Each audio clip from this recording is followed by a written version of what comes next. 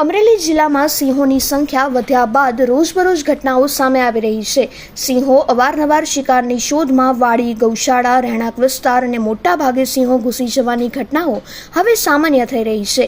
આજે વધુ 2 CCTV footage સામે આવતા સાવરકુંડલા તાલુકાના થોરડી ગામ નજીક આવેલા ગૌશાળાના ગેટ નજીક ડાલામથ્થા સાવજ શિકારની શોધમાં આવી ચડતા વચ્ચે ગેટ હોવાને કારણે શ્વાને એશિયાટિક સાવજ સામે હિંમત કરી બાદ ભેળવવાની કોશિશ કર્યાના ફૂટેજ સામે આવ્યા. જો કે આ શ્વાનની મૂવમેન્ટ જોઈ સિંહ પણ આક્રમણ રીતે બચકું ભરી હુમલો કરી શ્વાનને દબોચવા માટે કોશિશ કરી, પરંતુ ગેટ વચ્ચે હોવાને કારણે શ્વાન બચી ગયા અને ચોકીદાર આવી જતા સિંહો નીકળી ગયા હતા.